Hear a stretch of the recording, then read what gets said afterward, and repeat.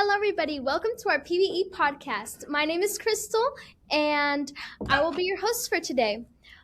Today's topic is judging. Our experts here with us today are Sherilyn O'Phil and Abby Morales. Welcome, Pastor Sherilyn and Miss Abby. We are very happy to have you here today. Thank you both for coming. I would like to start with each of you telling us some of your experience with PBE, like especially when it comes to judging. Like, what is your experience? Miss Abby, could you start us off, please? Sure. Well, thank you, Crystal. I appreciate this opportunity. I have done PBE for many years. I used to be coordinator for the Houston, Texas Pathfinders, and I ran PBE pretty much myself for about 2 or 3 years until we got more people to learn how to do PBE. Then I did the Texas Conference PBE for about 2 to 3 years, and then I became the Texas Conference lead coordinator, who used to be Marilyn Boismer. I became her assistant, and so we did PBE for about 2 or 3 more years. I've done the judges part of it, maybe for about 5 years for the Texas Conference, for the Southwestern Union, and I think about 2 years with Sherilyn for at the NAD level. That's very interesting. So a lot of experience, as we can see. Pastor Sherilyn, can you tell us some of your experiences? Well, I go back in PBE history, back to the first years of PBE. My conference was one of the first conferences to come on board and start participating. So I have done PBE in all kinds of formats. So all paper and pencils and all of that to electronic and everything in between. So I've done all of the formats and that kind of thing. Early on, I discovered that the judge panel was a vital part of what PBE does, and a vital part of making PBE a positive experience for our Pathfinders, but at the same time, an honest assessment of what they have learned. So it's kind of a twofold, kind of two sides to a coin. You know, it's the what have you learned and a positive experience. So the judges have a very important role in playing both of those. So I am the Pathfinder director for Potomac Conference. And with that, I have spearheaded PBE here in the conference, as well as for area and conference level. And I have been the coordinator for Columbia Union for a number of years. I think 5 years, 6 years, something like that. And I've been helping with the judge panel at Division for, I don't know, at least that long. And I love the judge panel part simply because it is two sides to what PBE does. Mm-hmm. Thank you so much, Pastor Sherilyn. It's a big pleasure to have both of you here today. Miss Abby, would you like to tell us how our judges picked and what qualifications are you looking for when getting judges? Okay, yes. So typically we like to have about a set of 2 judges per maybe 5 to 6 teams usually.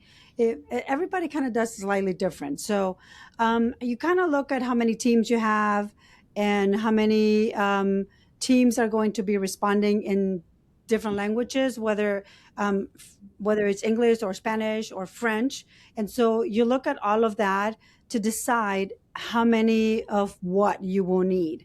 You want to look at pastors, you want to look at club council in the conferences, you want to look at the counselors, staff, people that have good Pathfinder experience, but also PBE experience, because there's a lot of people that know about the program a little bit and they've been in Pathfinders for a long time, but they don't know a lot about PBE. So you want to look for those people that know the PBE program. We do a lot of pastors, first elders, counselors, council members from the different conferences. So a little bit of everything. You want to have mothers, because there's so many mothers that teach their Pathfinders at home. There's a lot of Pathfinders that are homeschooled. And so these mothers get heavily involved and they memorize and they know the Bible and they know the rules. They know how PBE works. So just a little bit of everything. You want to balance it out. Thank you so much for that. Pastor Sherlin, I have another question for you. How do you organize the Mm-hmm. judges for the test, for the event? So, at pretty much all levels within Potomac Conference, Columbia Union, we do it the same way we do at division level, which is a minimum of 2 judges for each judge team. So they're in pairs.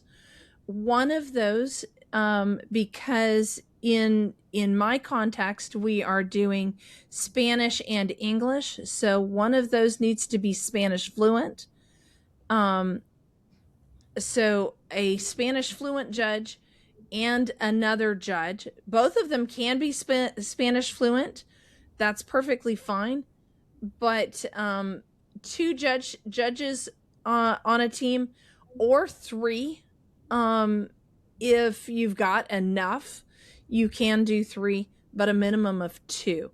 The reason for that is so that they can look at all of the questions, all of the answers to a specific question, and agree on what they're going to give points for. So it's not just one individual deciding what is going to get points, what's not going to get points. So there's some balancing done by having 2 people at least looking at everything for a given answer set. Does that answer your question, Crystal? Yes, yes, thank you. Okay. I have another question for you, Miss Abby. What preparations do judges need to take before the event comes? Okay. So before the event, we try our best to ask the judges if they could read the whole book that's been assigned for that PBE year. We ask them not just to read it. We ask them if they can look through it and study it and possibly memorize some of the most common verses that almost every SDA person knows when they're reading a Bible verse or a Bible chapter. Because a lot of our kids will say, "Oh my gosh, I've heard that verse before. Now I know where it is." And so we try for the judges to read that as much as possible, study it. We also send them the materials. We send them what we put on the website for the Pathfinders to study. We also ask them to read the introduction to the commentary, to the Bible commentary to that specific book for that year. And then we just waited out for the actual day of PBE. Thank you so much. I have another question, Miss Pastor Sherilyn. Um, Uh-huh. do judges need to bring any materials to the event? It depends on how your conference or union does the materials. The materials that the judge needs access to during the judging process are a copy of the questions and answers, a copy of the Bible passages in the languages that that are being used, and also the introduction, the commentary introduction. So for some contexts, that means that the judges need to bring all of that with them. In other places, that all of that will be provided for them. All they need to do is come, and it's there for them. So that's the material they need, and they just need to ask whether they're bringing it or whether it's there for them. All right. Thank you so much. I actually have another question for you. What instructions are given to the judges before they start? So after we've seated our judge panel at an event, these instructions also I typically send out to anybody who has been assigned to be part of a judge panel. They get this ahead of time, but we also remind them. The process for judging is, number one, they read the question that they're going to be judging. They look up the Bible passage or the information in the summary, the commentary summary. Then they decide as a pair, as a judge pair, what all of the logical answers should be out of that passage material. Only after they have made those decisions do they look at the official answer. So as they go through the answers that are given by the teams, any team that has the official answer automatically gets the points, whatever those points are. Now, first of all, so they go through, and it's not our job as judges to debate whether the official answer is right or wrong. It's the official answer. It just is. Okay, so it gets the points.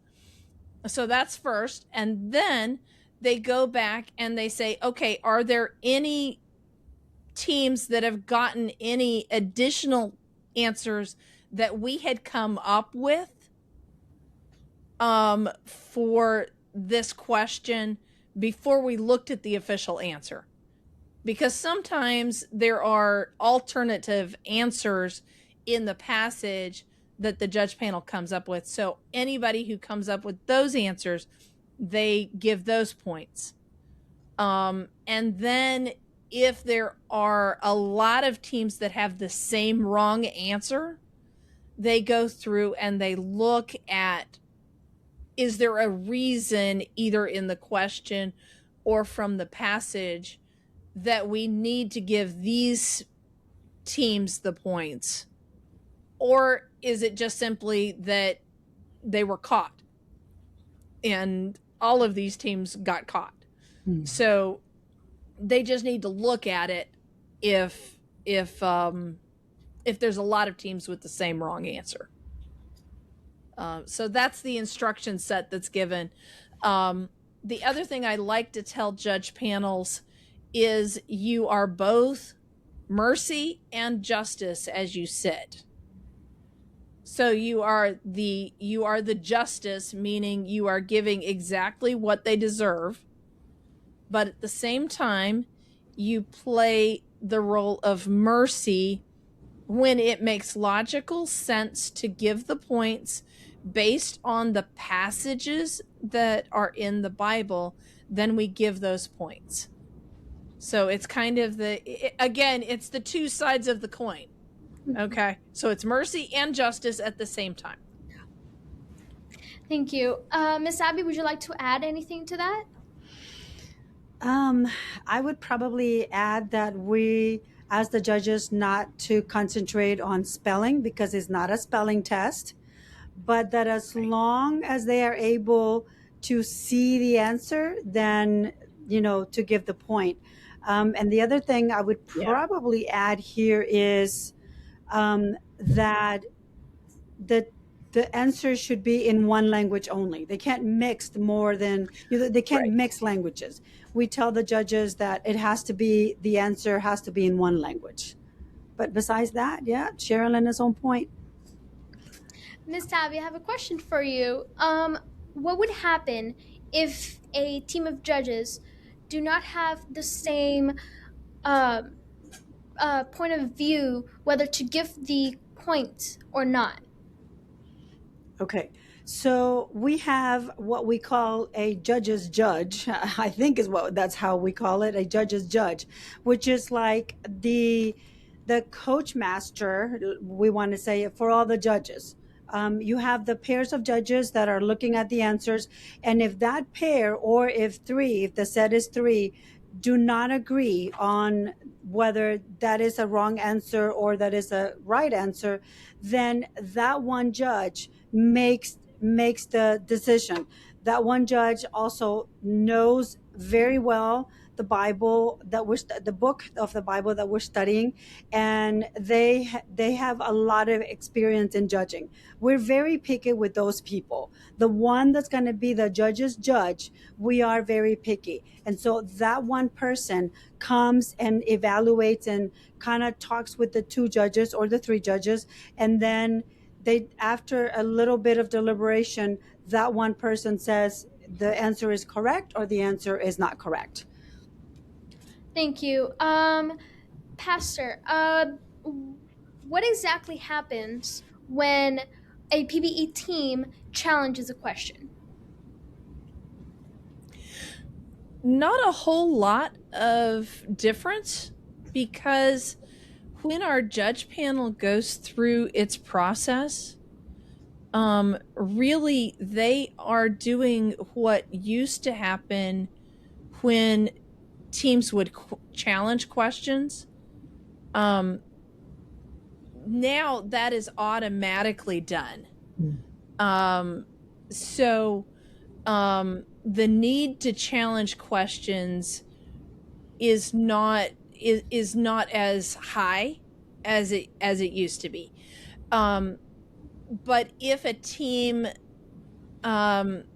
believes that a question was really poorly worded or misleading, that kind of thing, then bringing that to the judge panel's attention, basically, that goes to the judge pair, and they will look back at all of the answers in light of that.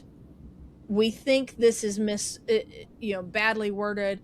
We think this is misleading, and they look back through extra carefully based on that challenge, and it's usually because of wording of the question. Thank you. Thank you, Pastor. Miss Abby, what difference does it make for a question to be specific or just a regular question?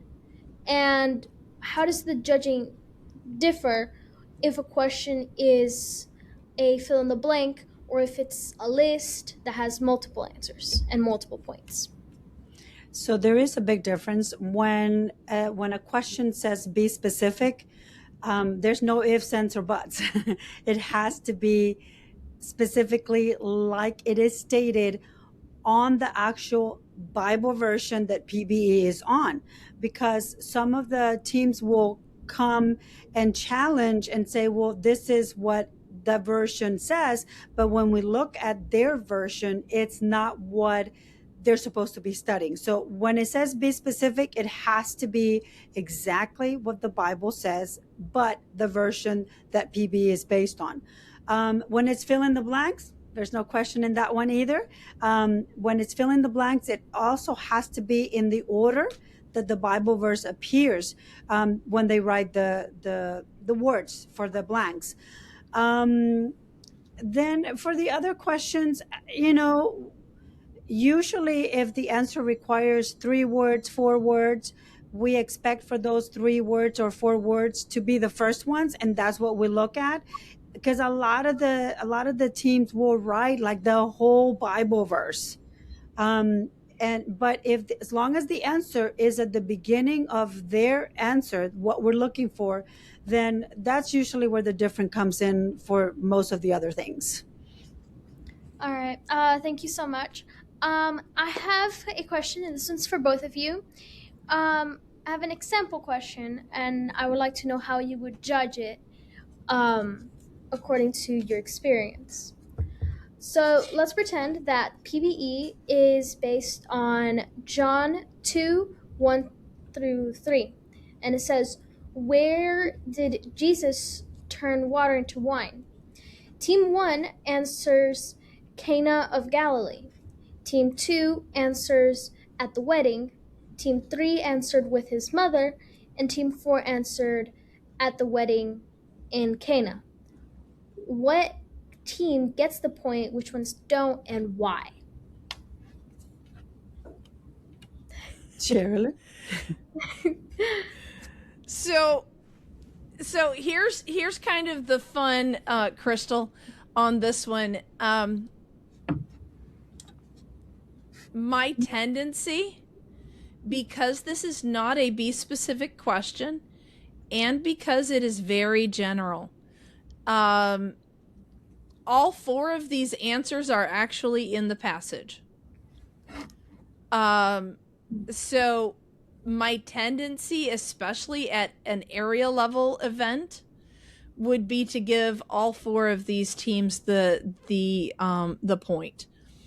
If I was above area level, team 3 might not get it, because where with his mother is a little bit of a stretch. Mm-hmm. It where kind of, yeah, that's a little bit of a stretch, but it is in the passage. So that's kind of where the difference between be specific and not be specific would come into play here very strongly. And again, the wording of the question is so broad that there's a lot of options, there's a lot of wiggle room for the teams, especially because this is 1 point. If this was more than 1 point, we would be looking for a lot more detail. But with this being 1 point, and all of these answers being in the passage, at area level, they'd probably all get it if I was on the team, if I was on the judge team. But the team 3 would be my one that I could go, well, I could go either way on them. Thank you. Miss Abby, would you like to tell us now? I would judge the same as Pastor Sherilyn. At the area level, I'm not going to repeat the basis of why, but Pastor Sherilyn was very on point. I would do the same at the area level, probably from conference above, with his mother would probably not get the point. And again, the idea is to make sure that the Pathfinders get all the points they deserve.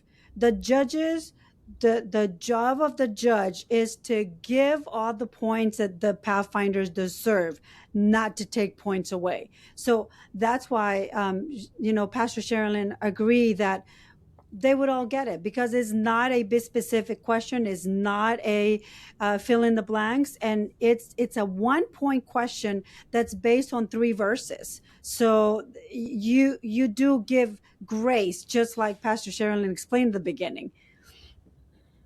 Thank you. Pastor Shellen, you said that in the area testing, you would be more lenient, but in the conference, you would probably be like a little iffy on Team 3. Is the judging different in each level? Since you said that, I was wondering. The expectation of the level of memorization goes up as we get further into the testing process. As you know, PBE is 4 levels of testing: area, conference, union, division. So as we get through each level, the expectation is that when you get to conference level, you've already mastered at least area level, you know, knowledge base. So area level is our basic entry level knowledge base. So we have some starter teams. We've got some teams that have only been studying for a few weeks. We've got a broad spectrum of all kinds of stuff going on there.